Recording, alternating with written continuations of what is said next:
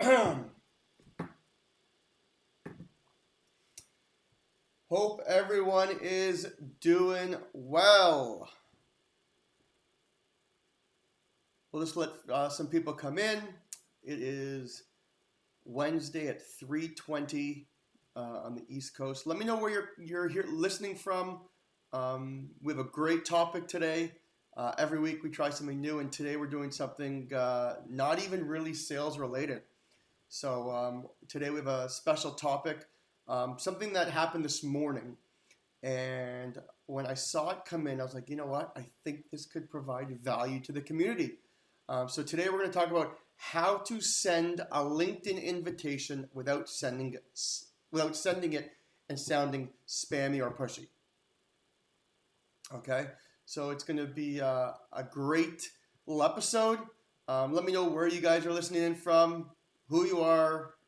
My name is Sean Finder. I am the CEO of AutoClose. So let me know what company you're calling in from, and we're going to get started in about 15 seconds here. Also, guys, we just posted some good blogs on our LinkedIn page. So if you're not following the AutoClose LinkedIn page, we always post good nuggets and stuff that will really help you guys with sales. So go check that out. Throughout the presentation today, if you like what you hear, give us some love, give us some likes. We are currently live, I think, on LinkedIn, Instagram, Facebook, YouTube. So it's going to be a good episode. So, how to send a LinkedIn invitation without sounding spammy or pushy. I want to actually give you guys an example of what I received this morning before we even start. So, this morning I received an email and said, would you pay $499 to inbox 5,000 plus newly highly targeted prospects on LinkedIn and have their direct emails? We use a powerful automated system to achieve this. Clients mostly see a 10x ROI. I actually replied to that, but that was an example of what I received this morning. Very salesy, very spammy and pushy. So that's why I want to talk about this today and kind of go through some tips on how you can use LinkedIn, but also sales engagement or social engagement in general. Us at AutoClose, we are an email platform, a sales platform. However, we do a lot of integrations with LinkedIn, and we always ask our clients that when you're using AutoClose, you want to combine your email sequences and sales sequences with a tool like LinkedIn for many of the reasons I'll be talking about today. So we're going to get started. First thing I want to talk about is the LinkedIn stats, how terrifying they are. A lot of people, look at the stats and be like, okay, we 500 million registered users, 61 million members that are working in senior management that could be clients of yours, of clients of mine. 45% of LinkedIn are actually C-level managers. So depending on who your buyer's persona is, you want to target those people. They're all on that platform. So no matter what you're doing, if it's cold calling, sales, emails, social, you want to be on LinkedIn. You want to be using that platform because your clients will be there. All these stats show one thing. If you want to be taken seriously in the online business realm, start interacting with others on LinkedIn, not on a weekly basis, but on a daily basis. LinkedIn is something you should not take a day off of. It's a full-time, 7 days a week, always be engaging, always networking. So the first step on this, this quest to learning how to formulate a convincing LinkedIn connection request would be, a neat profile for smooth networking. So you want to have a good profile.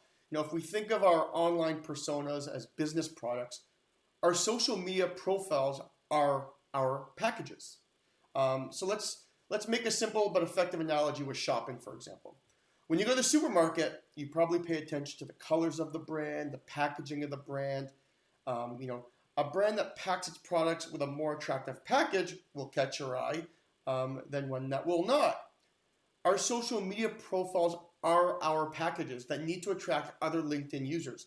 If you want to reach out to those 45% C-level managers, you have to have a nice branded LinkedIn profile. So before you even consider sending out your LinkedIn invitation request, populate your profile with the essential information about yourself. That could include your name, your address, your skills, your hometown, your schools, the places you live now, the places you used to live. All these details will help you connect with LinkedIn users with similar interests, as well as career paths. I know, for example, a big interest of mine is tennis. As a lot of you know, I used to play semi-professional tennis before I became an entrepreneur, and a lot of people see that on my LinkedIn and they connect with me, and we end up knowing a mutual friend through tennis, which is the best icebreaker you can have. If you can know someone through an interest, you're more likely to get in their inbox and them to reply to you than if you're just randomly cold emailing, cold LinkedIn, and inviting them on LinkedIn. Step 2 I want to talk about today is preparing the grounds for invitations. One of the key features on every LinkedIn connection request is the level of familiarity between the parties in question. So connecting your current coworkers, is a piece of cake to start getting, say, 50 LinkedIn connections. Expanding your network to your friends, easy, get another 50 LinkedIn connections. Reaching out to your 25 clients, another way to get 25. However, these are only going to make up 100 to 150 contacts on your connections. Now, people ask, how do you have 30,000 connections? Well, I do a lot of networking. I do a lot of keynote speaking. I try and add all our clients onto LinkedIn. So there's different ways you want to really engage and use LinkedIn. So for most other potential connections, you need to prepare the ground, obviously, before you send the connection request. If you spot a noteworthy user or opinion maker in your niche industry, start to like their post, comment on their comments, and when possible, post and start discussing with them on LinkedIn. Why? Because you want to use LinkedIn as part of your sequence. So if you see, for example, Sean Finder on your newsfeed and he keeps coming up on your newsfeed, well, when Sean Finder emails you or adds you as a connection, you're more likely at that point to actually reply to Sean. So you want to make sure you use LinkedIn for those reasons if you want to get through that 150 to 250 to 2,000 to 5,000 connections. Step 3, follow-up invitations after business events. This is great. I'm going to SAS North next month, a great event in Ottawa, and I get tons of business cards. Everyone gets added on LinkedIn. I think you can actually mass add them on LinkedIn as well. So, the worst thing you could do on LinkedIn is to become too spammy. If you use LinkedIn, you know what kind of people, we're talking about that spam you, send you invitations that are very spammy, salesy, that you're not going to accept. So, for example, I think I have 431 invitation requests right now. It's just because what their invitation message to me actually said. So adding hundreds or thousands of connections without any order or common ground is very bad practice. Instead, what I'd recommend is to gradually build your LinkedIn network by becoming LinkedIn connections with people that you're familiar with. For instance, sending up follow-up invitations to people you meet at, as I said, business events, great way to do it. In those cases, you've already generated the lead, you've already built that rapport. Those people will remember you when you actually send that invitation. So that's one thing I would recommend. An example, I had an example of a message was somebody that went to, I want to read it to you guys, somebody that went to an Audi convention or it was a car convention. He said, he wrote the email and he goes, Sean, how does this sound? I go, let me hear it. So this is what he wrote. We talked about the recent trends in the car industry at the Audi stand yesterday. I would like to send you some material regarding our manufacturing process. I look forward to adding you to my network and sharing friends, for example. Something like that is very good because you saw them the night before, and then the next day you're going to reach out with that very warm introduction. Step 4, connections based on mutual interest. This is great. I spoke about this earlier. As I said, I play tennis. People that bring up tennis, I'm always replying to. So if you want to sell me and you're listening to this, reach out, ask me a question about Andre Agassi, Pete Sampras, Roger Federer, and I'm more likely to reply to you just because of my interest and my passion for sports. So this practice, is also good because it breaks that ice for you. It will help you get beyond that. Who is this person? And once you can break that down, you're more likely to have that person respond to you. Another way to do that is at universities. What we do at AutoClose, I usually have in between our sequences. So when you've sent 2 emails out to prospects, you might want to reach out and say Bob goes to Ohio State, and on Monday you might send them a quick invitation. Say, hey Bob, I watched that Buckeyes game yesterday. It was a great game. Congrats on the win. I'd love to connect to share.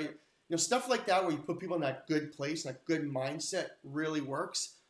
So try and do things like that when you're really trying to get them to accept the invitation. Now, I think you're only allowed to send about 100 invitations a day. Obviously, that's time consuming.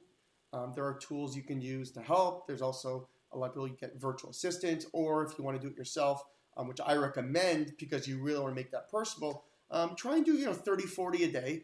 Block off a half an hour on your calendar and try and connect, because your network is your net worth. This is something you can always go back to. You can always email. You can always pitch. You could change businesses and pitch your new business. You can pitch other people's businesses. It's how you become an influencer. So make sure you're always connecting.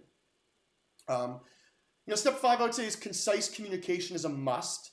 I've already pointed out that, the message sent on LinkedIn upon the invitation should highlight the things that connect to you and the person you want to connect with.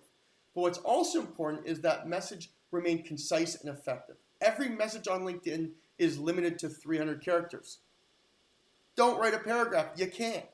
So you want to make sure, instead of writing those essays about your skills and experience, you really focus on your strongest points. Focus on something that you know about your prospect, or something that you found out about your prospect, and put that on that first line so you stand out. One thing that's really stood out to me lately is I did about 52 podcasts over the summer. I was a guest on 52 podcasts. And a lot of people reach out to me, hey, Sean, I heard you on John Barrow's podcast. Loved your episode. Would love to connect so I can follow you. I was on Jeffrey Gitomer's, and a lot of other people. So that's always, Amir Writer from McLeod Task on his podcast. Those will help you also if you write something personal like that. Okay. So step 6, I would say, is, why not to pitch in connection requests. As you can see from the message I received earlier, I got the old-fashioned pitch. Don't pitch in your in-mail message. Try and connect. Once you connect, try and do certain things and then go in with the sales pitch. And don't even go with the sales pitch. So, I would almost, ask a question. What works for us is we connect with people, and then our sales team will go in, they'll comment, they'll interact with people and engage with people, and then all of a sudden they'll say, hey, Bill, what vertical / region do you manage at company XYZ? Start that conversation, because what that conversation will, it will roll over into building rapport and getting to know that prospect a lot better. I hope this helps. I just want to kind of go on today and talk about LinkedIn because I've been receiving so many spammy, salesy in-mail requests, and I just wanted to kind of talk to you guys and talk about what you guys should and shouldn't do. I'd love to hear any stories you guys have, or if you agree with what I say, if you like the salesy in-mail, just let me know in the comments. But I want to kind of share that with you today. Just do a quick session with you here on LinkedIn. Hope that helps. Hope all these little tips and tidbits on how to really build your network. This is how I built my network to about 30,000, within a year on LinkedIn, including on sharing content, etc. Hope that helps. I just wanted to bring up, we did, I know a lot of our clients here, we just did launch our new dashboard at AutoClose yesterday at 9 a.m. So fun. Provides a lot of new stuff for salespeople.